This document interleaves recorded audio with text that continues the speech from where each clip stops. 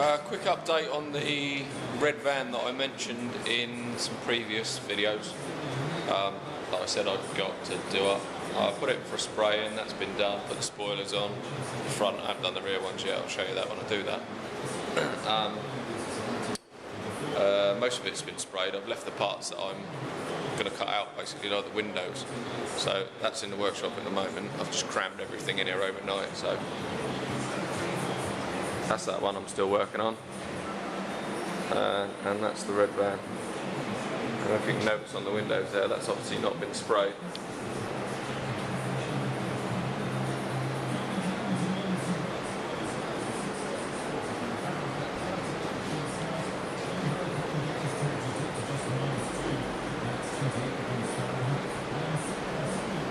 And that's where the red seats are going to go in, or black seats with red stitching, if you can see them in there.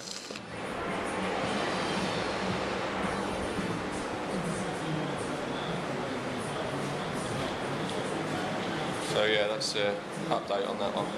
I'll show you more when I'm doing it.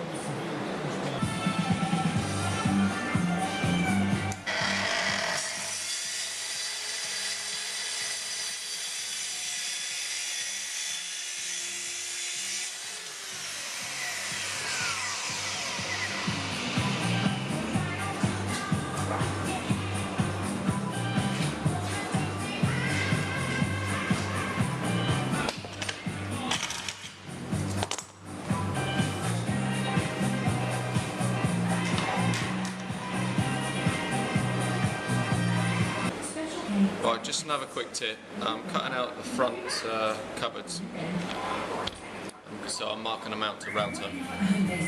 Turn that radio down, shall we?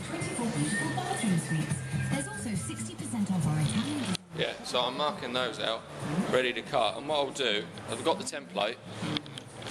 So that's the template there. I always put an arrow so you know which way up you go. It's easy to get messed up. So that's the template. I won't just clamp it on there. What I'll do is I'll draw around it like that. That way, when you do router it, you can see the line in there. I know if something moves, it goes off.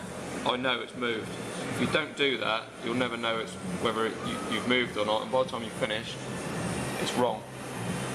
So you'll see it move straight away. Yeah, and another tip as well. When you're going to cut the doors out, I always do a mark, so that'll be 1 and that'll be 1. So that'll be 2 and that'll be 2. So I know when that's cut out, that'll be the way up of that door. And that'll be the way up of that door. So when you're doing grained wood, like that sort of stuff, I'll show you. You'll see if I cut that out, there's the line. When you cut it out, you want those grains to match up. Otherwise, it will stand out like a sore thumb. And that's why I do it. Another tip. Right, routering out your cupboards again, cupboard doors. So I've clamped this down already. There's my clamp. I've got another clamp there. I always put a clamp on the board in case the board moves underneath the jig. So here's my router.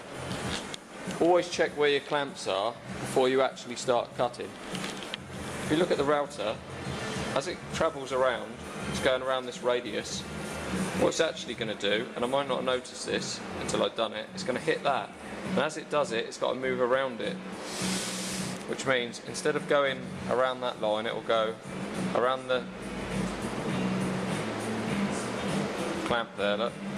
So as it hits that, it will give you a line like that, and you're not going to know until you hit it, and once you start wandering off, that's your door ruined. So always make sure the clamps are out of the way. Move that back.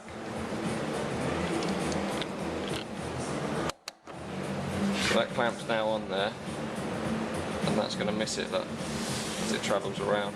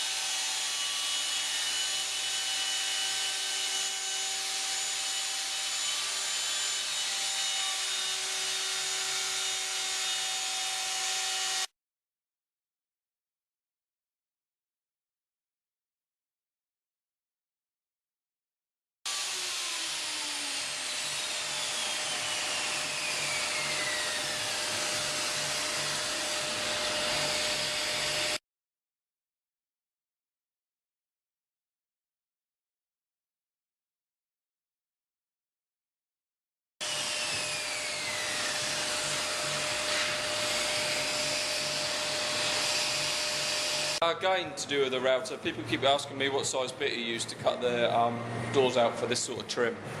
I use a 5mm if you're going to do the T-trim on this one and that one, and I use a 6mm because it gives me a bit more flexibility if I use a door trim on the door and a T-trim on the frame.